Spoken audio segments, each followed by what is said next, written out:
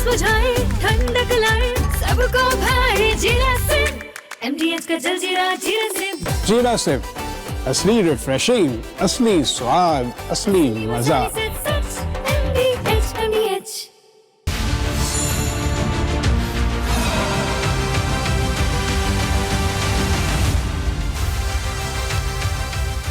नमस्कार, बहुत बहुत स्वागत है आपका। आप देख रहे हैं राष्ट्र सर्वोपरि। मैं हूं आपके साथ शिवांगी ठाकुर।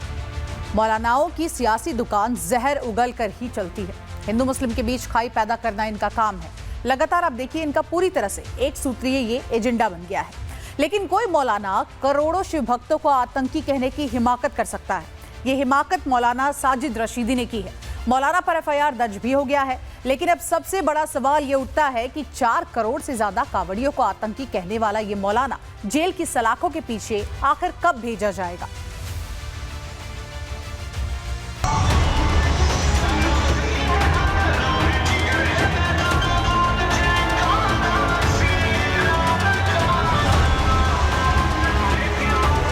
लोग सड़कों पर बैठकर तमाशा कर रहे हैं, डांस कर रहे हैं लड़के और लड़कियां मिलकर। ये शिव भक्ति है, ये कांवड़ है। मैं ऐसे लोगों को नशेड़ी, भंगेड़ी और आतंकवादी तक बोलता हूँ। भक्तों की यात्रा है, इसमें सब बचेंगे, कोई प्रतिबंध नहीं। मैं आपसे माफी पूछने आई हूँ, आप माफी मांगेंगे शिव भक्तों से? माफी मांगू? मैंने शिव भक्तों के लिए बोला ही नहीं। सनातन की आस्था से खिलवाड़ करने वाली और हिंदू मुस्लिमों के बीच जहर बोने वाली मौलाना साजिद रशीदी से रिपब्लिक भारत का सीधा सवाल, क्या शिव भक्त आतंकी हैं? माफी मांगेंगे शिव भक्तों से? माफी मांगू? मैंने शिव भक्तों के लिए बोला ही नहीं। शिव भक्तों से श्रावण मास में जो आपने उन्हें आतंकी कहा, आप माफी मांगेंगे? मैंने आतंकी बोला ही नहीं। आपने बोला है आतंकी? बिल्कुल नहीं बोला। हरिद्वार में हर साल करीब 4.5 करोड़ शिव भक्त कांवड़ उठाते हैं। क्या मौलाना को आतंकी और भोले के भक्तों में अंतर नहीं पता? पुलिस को मारने वाला आतंकी नहीं है। आतंकी हो गए आप इतनी आसानी से शिव भक्तों को आतंकी कहते हैं? पुलिस को मारने वाला आतंकी नहीं है आपकी नजर में? जो आदमी पुलिस को वर्दी में होते हुए वैन से निकालकर इतना मारे कि उसको अधमरा कर दें, वो शिव भक्त नहीं हो सकते। मौलाना साजिद रशीदी, कान खोल कर सुनो। इस देश में कानून का राज है। कोई पुलिस को पीटता है, कोई कानून के हिसाब से उसे सजा मिलती है। लेकिन मारपीट करने वाले और पहलगाम में नरसंहार करने वालों में बेसिक फर्क तो मौलाना साजिद रशीदी को भी पता होना चाहिए। करोड़ों शिव भक्तों को आतंकी बताने वाले मौलाना साजिद रशीदी पर यूपी के मुजफ्फरनगर में FIR दर्ज हुई तो मौलाना बिलबिला उठा। रिपब्लिक भारत के कैमरे पर झूठ बोलने लगा। कानूनी शिकंजा कसे जाने के बाद मौलाना साजिद रशीदी कह रहा है उसने शिव भक्त कांवड़ियों को आतंकी नहीं कहा। मौलाना झूठ तो बोल सकता है, लेकिन उसकी जहरीली जुबान से निकले शब्दों को मिटा नहीं सकता। इसीलिए मौलाना का सनातन विरोधी बयान आपको एक बार फिर सुना देते हैं। जो लोग सड़कों पर बैठकर तमाशा कर रहे हैं, डांस कर रहे हैं लड़के और लड़कियां मिलकर, ये शिव भक्ति है, ये कांवड़ है। मैं ऐसे लोगों को नशेड़ी, भंगेड़ी, लूटपाट करने वाला और आतंकवादी तक बोलता हूँ। ये शिव भक्त नहीं हो सकते। मौलाना साजिद रशीदी को पता है कि यूपी में योगी का राज है। अब कावड़ियों पर हेलीकॉप्टर से पुष्प वर्षा की जाती है, कावड़ियों को सुविधाएं दी जाती हैं, उन्हें सताया नहीं जाता। इसीलिए बयान देने के बाद मौलाना अब घबरा गया। सवाल ये है, क्या मौलाना साजिद रशीदी को अब गिरफ्तारी का डर सता रहा है? धार्मिक काम करने वाले व्यक्ति को नशेड़ी कहना, नशा करने वाला कहना, ये तो एक तरीके से अपमान है। इस तरह के बातों से बचना चाहिए और विवाद नहीं खड़ा करना चाहिए। जो लोग इस तरह बयान दे रहे हैं वो माहौल को ख़राब करना चाहते हैं और ऐसे लोगों के लिए कानून की धारा में जो भी प्रावधान है उसके तहत उनके खिलाफ मुकदमा कायम होना चाहिए, गिरफ्तार होना चाहिए। सीएम योगी आदित्यनाथ आज मेरठ में थे। योगी ने हेलीकॉप्टर से पुष्प वर्षा कर भक्ति, अनुशासन और समर्पण के साथ सैकड़ों किलोमीटर की पदयात्रा कर रहे शिव भक्त कांवड़ियों का अभिनंदन किया। इस दौरान शिव भक्तों ने योगी योगी के नारे भी लगाए। तय है, मौलाना साजिद रशीदी जैसे लोगों को शिव भक्तों के स्वागत की तस्वीरें तीर की तरह चुभी होंगी। मौलाना साजिद रशीदी को याद रखना चाहिए कि यूपी में अब महिला, नौजवान और आस्था को सुरक्षा, सुविधा और सम्मान मिलता है। सुरक्षा में सेंध लगाने वालों की जगह योगी सरकार ने तय कर रखी है। सरकार ने पहले से तय कर रखा है, बेटी और व्यापारी की सुरक्षा में सेंध लगाई। दो ही जगह होगी, या जेल होगी या जहन्नुम होगा, तीसरी कोई जगह नहीं होगी। हरिद्वार से लेकर दिल्ली तक भोले के भक्तों का मेला लगा है।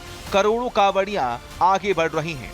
ऐसे में सस्ती लोकप्रियता के लिए मौलाना साजिद रशीदी शिव भक्तों को आतंकी कहने से पीछे नहीं रहा और जब बात माफी मांगने की आई तो झूठ बोलने लगा। मैं आपसे माफी पूछने आई हूँ, आप माफी मांगेंगे शिव भक्तों से? माफी मांगू? मैंने शिव भक्तों के लिए बोला ही नहीं। Bureau report, Republic Bharat.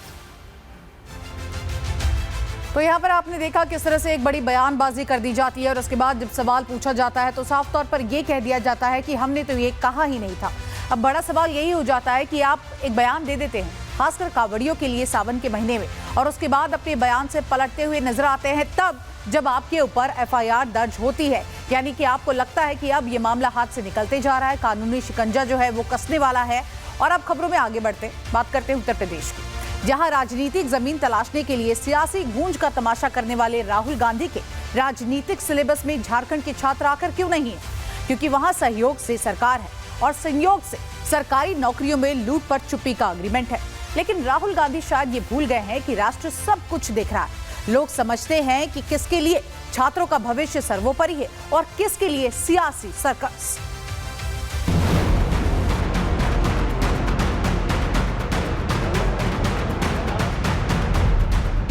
गुस्सा क्यों नहीं रहेगा? गुस्सा पूरी जिंदगी हम लोगों की लगी पड़ी है। निराशा भी बहुत ज्यादा है, गुस्सा भी बहुत ज्यादा है। प्रयागराज में जाके राहुल गांधी छात्रों की गूंज करना चाहते हैं, लेकिन झारखंड में खामोश क्यों हैं? दोहरे चरित्र की राजनीति बड़ी दिलचस्प होती है। मुद्दा अगर अपनी या सहयोगी गठबंधन की सरकार के खिलाफ है तो नेता के दिमाग की नसों में सन्नाटे वाला केमिकल दौड़ने लगता है। लेकिन जहां राजनीतिक जमीन तलाशनी हो वहां हर मुद्दा गूंजने लगता है। राहुल गांधी खेमे में एक तरफ झारखंड में JPSC, JSSC परीक्षाओं में गड़बड़ी को लेकर प्रदर्शन कर रहे अभ्यर्थियों पर खामोशी है, तो दूसरी तरफ प्रयागराज में राजनीतिक मंच सजाकर युवाओं को बरगलाने की कोशिश। इसी को तो राजनीतिक सहूलियत का दोहरा मापदंड कहा जाता है, क्योंकि जब बात सहूलियत की होती है तो मुद्दा मायने नहीं रखता, बल्कि राजनीतिक जमीन मायने रखती है। दिल्ली में तो बड़ी बयानबाजी करते हैं, प्रयागराज में जाके राहुल गांधी छात्रों की गूंज करना चाहते हैं, लेकिन झारखंड में खामोश क्यों हैं? ये देश जानना चाहता है, ये झारखंड के अवाम जानना चाहती है। इनका डबल स्टैंडर्ड है। जो लोग बड़ी बड़ी बयानबाजी जंतर मंतर के लिए कर रहे थे, वो झारखंड के अंदर खामोशी से एक चुप्पी साधे हुए हैं और ये झारखंड और देश की जनता देख रही है। झारखंड पर राहुल गांधी समेत समूचे विपक्ष की चुप्पी सिर्फ केंद्र की सत्ताधारी पार्टी को ही नहीं चुभ रही, बल्कि समूचे राष्ट्र के छात्रों को भी चुभ रही है। हर छात्र जानना चाहता है कि राहुल गांधी ने झारखंड और देश के बाकी छात्रों के हितों का बंटवारा कैसे कर लिया। गांधी परिवार के राजनीतिक सिलेबस में झारखंड के छात्र शामिल क्यों नहीं है? क्या छात्रों की आवाज उठाने में इंडी गठबंधन का एग्रीमेंट रोड़ा बन रहा है, या फिर राहुल गांधी के लिए दो मुहा रवैया ही सर्वोपरि हो गया है?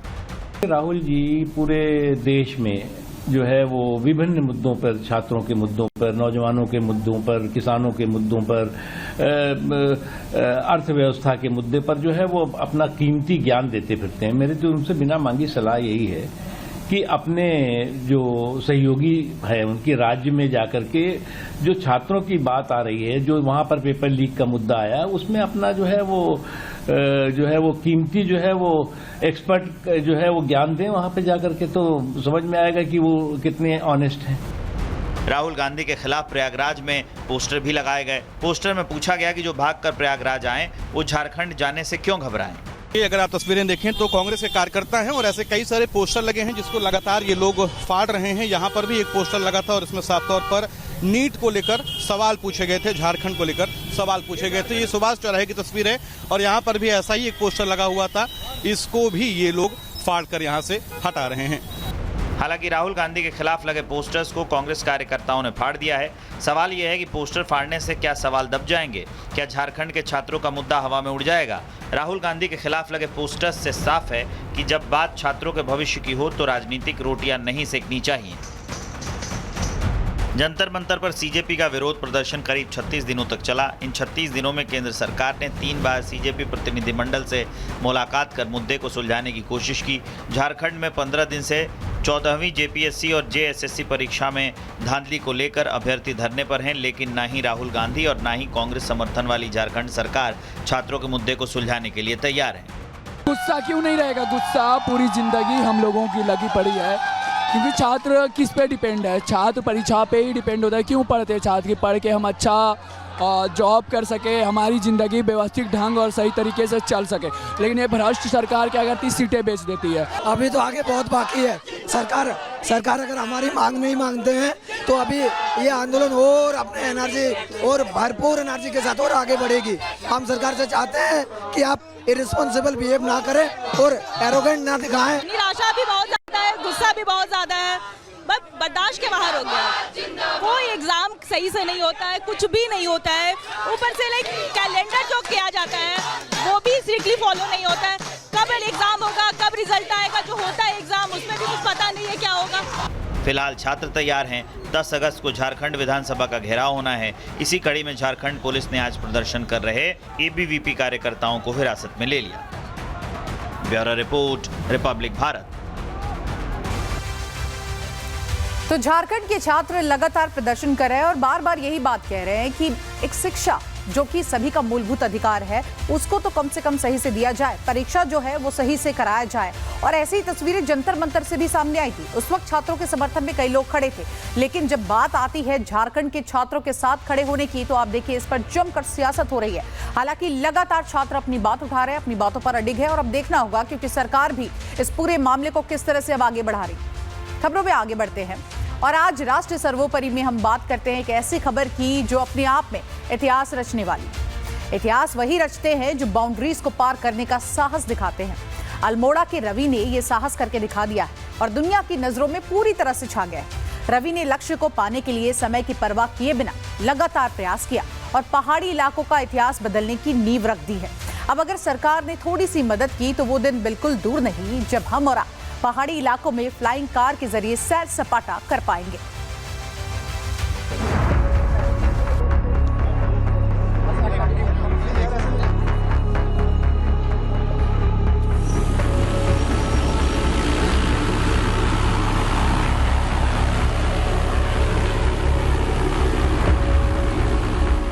ये कोई मामूली उड़ान नहीं बल्कि उड़ान है उत्तराखंड के भविष्य की।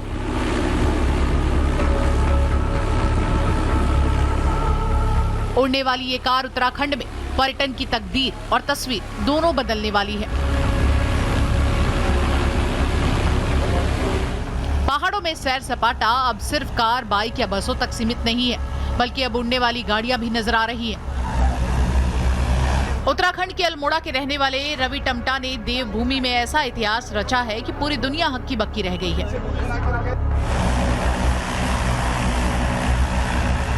क्या अमेरिका, क्या जापान, हर देश उत्तराखंड के रवि टमटा द्वारा बनाई गई उड़ने वाली इलेक्ट्रिक कार को निहार रहा है। दरअसल उत्तराखंड के अल्मोड़ा के रहने वाले रवि टमटा ने उड़ने वाली इलेक्ट्रिक कार बनाई है। रवि ने कार के प्रोटोटाइप का सफल परीक्षण भी कर लिया है। रवि ने इस फ्लाइंग कार को अपने स्टार्टअप हापीडा स्काई प्राइवेट लिमिटेड के तहत तैयार किया है। फ्लाइंग कार तैयार करने में रवि टमटा को तकरीबन 1 साल का समय लगा। रवि टमटा की कड़ी रिसर्च और मेहनत के बाद इस प्रोटोटाइप की पहली सफल उड़ान भारत में पर्सनल एयर मोबिलिटी के सपने को हकीकत के करीब ले आई है। हर जनरेशन में एक बड़ा बदलाव देखा है मानव सभ्यता के। जैसे पहले ट्रांसपोर्टेशन जानवर से होता था, बैलगाड़ी, गाड़ी, ट्रक, रेलवे, ये सब कुछ बने, एयरक्राफ्ट बने। लेकिन एक मौजूदा जो एयरक्राफ्ट फ्लाइंग सिस्टम है वो एक्सपेंसिव, हर जगह अवेलेबल नहीं है। उसका एक अल्टरनेट ऐसी मैं व्यवस्था लाना चाह रहा हूँ यहाँ, जो कि हर घर से आप वर्टिकल टेक ऑफ लैंडिंग करके मेडिकल इमरजेंसी या कहीं जाना चाहे उससे कर सकते हैं। तो पर्सनल स्काई मोबिलिटी को फ्यूचर बनाना है सर। रवि टमटा ने बड़ी उड़ान भरी है। अगर सरकार इस प्रोजेक्ट पर धरातल पर लाने में मदद करती है तो पहाड़ी इलाकों के लिए ये किसी क्रांति से कम नहीं होगी। फ्लाइंग कार के जरिए सड़कें न होने या खराब होने पर भी दूर दराज के पहाड़ी गांवों तक आसानी से पहुंचा जा सकेगा। भूस्खलन या बाढ़ जैसी प्राकृतिक आपदाओं के दौरान फंसे लोगों तक राहत सामग्री पहुंचाने और रेस्क्यू ऑपरेशन में फ्लाइंग कार बहुत मददगार साबित होगी। आपातकालीन स्थिति में दूर दराज के इलाकों में मरीजों को तेजी से अस्पताल पहुंचाया जा सकेगा। फ्लाइंग कार से पर्यटन को भी बढ़ावा मिलेगा। पहाड़ों के खूबसूरत नजारों का हवाई सफर कराने से राज्य के पर्यटन को रफ्तार मिलेगी। फ्लाइंग कार के आविष्कार पर उत्तराखंड के मुख्यमंत्री पुष्कर सिंह धामी ने भी खुशी जताई है। सीएम धामी ने एक्स पर लिखा, उत्तराखंड के अल्मोड़ा के युवा इनोवेटर रवि टमटा जी को ड्रोन तकनीक में इनोवेशन करते हुए हापीडा स्काई नेक्स्ट प्रोटोटाइप के सफल उड़ान परीक्षण पर हार्दिक बधाई। आपकी ये उपलब्धि सिद्ध करती है कि हमारे युवाओं में प्रतिभा, इनोवेशन और वैज्ञानिक सोच की कोई कमी नहीं है। आपका ये अभिनव प्रयास उत्तराखंड ही नहीं बल्कि पूरे देश के युवाओं के लिए प्रेरणा स्रोत है। दूरी ये प्रोटोटाइप है, दूरी हम इससे कितनी भी कर सकते हैं और कितने ही भी आवर इसकी चार्जिंग का वो टाइमिंग बढ़ा सकते हैं। इस पे ऐसा कोई वो नहीं है। कितनी मेहनत? 1 साल लग गया सर इसको बनाने में। परिवार ने किस तरह सहयोग किया? परिवार हमेशा सहयोग करते रहा है। मैंने काफी प्रोजेक्ट बनाए, उस पर सारा परिवार का बहुत सपोर्ट है। डीजीसी और सरकार से भी परमिशन लेनी होगी। बिल्कुल, हमारी इस बारे में बात हो रही है, प्रशासन इस पे लग गया है।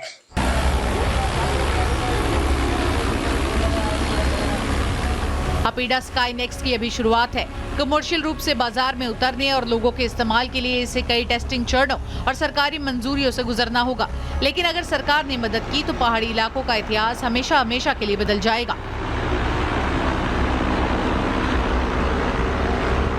Bureau report, Republic Bharat.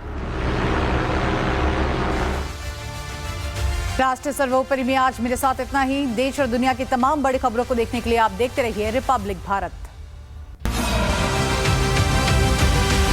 चमकी चाट से क्या बना है? सैंडविच, लस्सी और छाछ और हर घूंट में चमकी चाट, ड्राई फ्रूट और दही बड़े। चमकी चाट से स्वाद बढ़े। असली स्वाद सिर्फ चमकी चाट।